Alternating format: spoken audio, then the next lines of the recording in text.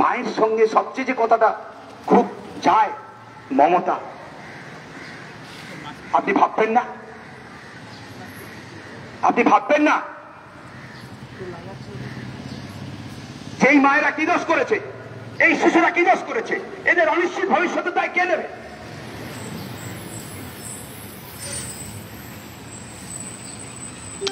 আপনি বলছেন পরীক্ষা দিতে। 10 বছর আগে ওই শিশুটি যখন গর্ভে আসেনি, যে পৃথিবীর আলো দেখেনি, তখন পরীক্ষা দিয়েছিলেন উনি।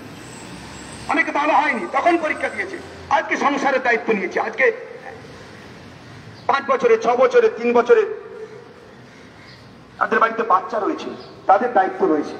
আপনি বলছেন পরীক্ষা দিতে হবে। সম্ভব?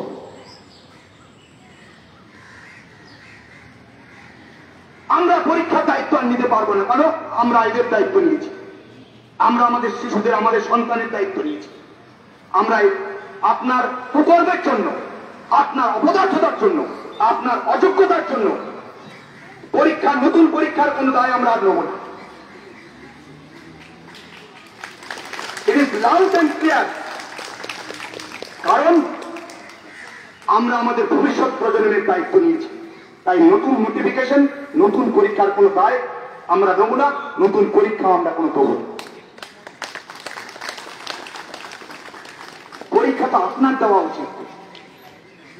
কারণ অনেক আশা ভরসা করে, বড় বড় স্লোগান দিয়ে আপনি এসছেন আমাদের সেবা করবে বলে, এই বাংলা মাকে সেবা করবেন বলে। আমি আগেই বলেছি, রাজনীতি নয়, রাজনীতির কথা নয়, কিন্তু একটা জিনিস বলুন তো, সে যে পেশাই হোক, শিক্ষক হোক, পুলিশ হোক, আধিকারিক হোক, ডাক্তার হোক, সরকারি ডাক্তার হোক, কথা বলছি, তার পেটে যখন টান পড়বে, সেখানে সিপিএম, বিজেপি, কংগ্রেসের কি দায় আছে? কেউ কি নেবে তার দায়? আপনার শিশুটা শিক্ষা পেল কিনা, আপনার সন্তানটা মানুষ হলো কিনা, যে বাচ্চাগুলো আজকে এখানে আছে তাদের ভবিষ্যৎ সুরক্ষিত হবে কিনা, সেটাই কোন রাজনৈতিক দল নেবে না। যে পেশাই হোক, যে সরকারি কর্মচারী হোক, কোনো পাখি নেবে না। তাই সব রাজনীতির কথা বলে, হ্যাঁ অমুকে রাজনীতি বলছে, রাজনীতি বুঝি না। আমার পেটের টান করলে, আমার পেটে ভাত কাটা হলে, আমাকে অসম্মান করা হলে, আমাকে অযোগ্য বলে দাগিয়ে দেওয়া হলে আমাদের প্রতিবাদ থাকবে। পরীক্ষা আপনি দিন, নিজেকে আরেকবার মূল্যায়ন করুন যে আপনি যে 5303 জনকে চাকরি বিক্রি করেছেন, সেই চাকরি বিক্রির দায়ে কেন বাকি 19,000-এর জীবন নরক হবে? পরীক্ষা তো আপনার দেওয়া দরকার। পরীক্ষা তো সেই বিজ্ঞান ভবনের এসএসসি আধিকারিকদের দেওয়া দরকার, যে তারা যে পরীক্ষা দিয়ে এসেছিল ওই পদটাকে অলঙ্কিত করার জন্য, ওই পদটাকে জাস্টিফাই করার জন্য তারা সেটা সাফ করতে পারেনি, সেখানে টাকার বিনিময়ে চাকরি বিক্রি করে দিয়েছে। পরীক্ষা আপনার দেওয়া দরকার।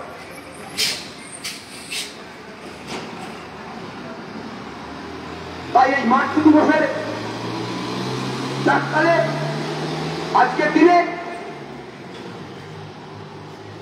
আমরা চাই না আমাদের ভবিষ্যৎ প্রজন্ম অসুরক্ষিত থাকুক, তাদেরকে আমরা একটা সুরক্ষিত ভবিষ্যৎ দিতে চাই। আর আনমান বলে যারা সত্যকে সত্য বলতে পারছে না, যারাকে ভালোকে ভালো বলতে পারছে না, তারা কি সব বিবেক বন্ধ করে রেখেছে? একবার এসে আমাদের পরিস্থিতিটা ভাবুন তো, যে এক সময় আমরা প্রত্যেকে ভালো স্টুডেন্ট ছিলাম, ভালো ছাত্র ছিলাম, এখন আমরা ভালো টিচার, ভালো শিক্ষক। আপনি আমাদেরকে অযোগ্য তাকিয়ে দিয়ে বলছেন পরীক্ষা দাও। আমার ছেলে মেয়েরা পরীক্ষা দেবে, আমরা দেবো না।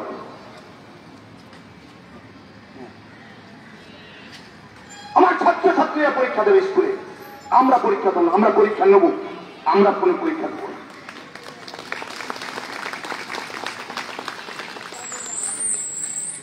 আপনি যে কাল আবার চুরি করবেন না, কে গ্যারান্টি দেবে? আপনি আমাদের যোগ্যতাকে সার্টিফাই করতে পারছেন না।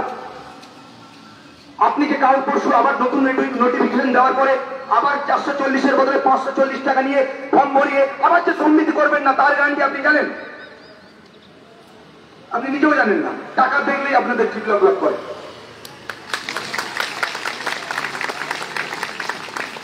এই বিজ্ঞান ভবন বলছি কেন, কথাটা আজকের দিনেও বলা দরকার।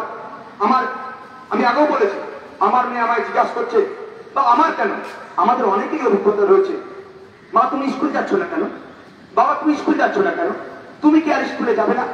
একবার ভেবে দেখুন তো, একবার ভেবে দেখুন। সেই আধিকারিককে প্রশ্ন করুন নিজেকে, যে আপনি 10 দিন বাড়িতে বসে রয়েছেন, আপনার সন্তান আপনাকে জিজ্ঞাসা করছে, বাবা তুমি অফিসে যাচ্ছ না কেন, তুমি বিকাশ ভবনে যাচ্ছ না কেন, তুমি নবান্নে যাচ্ছ না কেন, তুমি এসএসসি অফিসে যাচ্ছ না কেন, তুমি যেখানে চাকরি করো, বা তুমি তো পুলিশে চাকরি করো, তুমি তোমার চাকরি থেকে যাচ্ছ না কেন?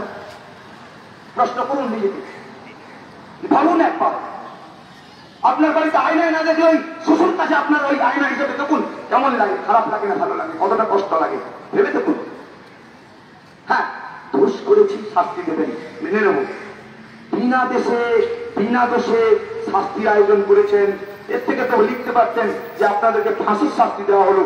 আপনি শুধু আমাকে শাস্তি দিচ্ছেন না, আমার পুরো পরিবার, আমাদের ভবিষ্যৎ প্রজন্মকে শাস্তি দিচ্ছেন। এবং আপনি কি ভেবেছেন হাত ধরে সবকিছু ছেড়ে বেরিয়ে যাবেন, আর আপনার ছেলে মেয়েদেরকে নেতা মন্ত্রীরা, শান্তিরা, আধিকারিকরা বড় বড় স্কুলে, বিদেশের স্কুলে ছেলে মেয়ে পড়িয়ে নেবেন, আর আমরা কোনো অপরাধ না করে আমাদের ছেলে মেয়েদেরকে সামান্য মুখে ভাত টুকু ছোটাতে পারবো না, তাদের পড়াশোনাটার সুব্যবস্থা করতে পারবো না, একটা অন্ধকার ভবিষ্যৎ দিকে ঠেলে দেবেন? মেনে নেব, পরিষ্কার বলছি, হিসেব কিন্তু বরাবর হবে। আমি 6 দিন পর্যন্ত সসম্মানে স্কুলে না ফিরছি, ওই কচি কাচাগুলোর সঙ্গে গিয়ে আমার আরো যে অনেক নিজের ছেলে মেয়ে ছাড়াও আরো অনেক ছেলে মেয়ে, আমার আরো সন্তান আমার স্কুলে অপেক্ষা করছে। আমি তো কোনো পার্থক্য দেখি না। আমি আমার মেয়েটাকে যেমন করে পড়াই, আমার ক্লাসে আমি তো প্রতিদিন ক্লাস নিতে গেলেই ভাবি ওই ফার্স্ট বেঞ্চে আমার মেয়েটা বসে রয়েছে, আমি সেই দায়বদ্ধতা থেকে পড়াবো, আমরা সেই দায়বদ্ধতা থেকে পড়াই, সেই স্নেহ দিয়ে পড়াই। আপনাদের কাছে টাকা বড়, আপনারা বুঝলেন না ম্যাডামরা তার ছেলে মেয়ে স্কুলে গিয়ে তার ছাত্রছাত্রীদের কি অদ্ভুত এক আর্থিক সম্পর্ক, স্যারেদের সঙ্গে তার কি আর্থিক সম্পর্ক, সব নিলাম করে দিলেন টাকার বিনিময়ে। লজ্জা লাগে না এই সরকারের?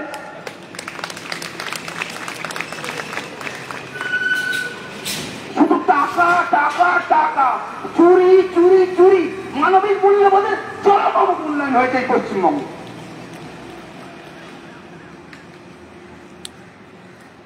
এবং এই সরকারকে ভাবতে বলছি, আপনি যখন কুকর্ম করেই ফেলেছেন, কিভাবে নিরপরাধ নির্দোষ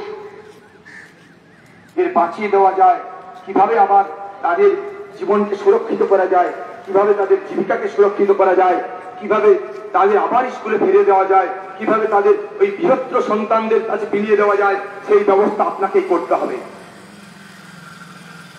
এবং তা না হলে লড়াই লড়াই লড়াই হবে।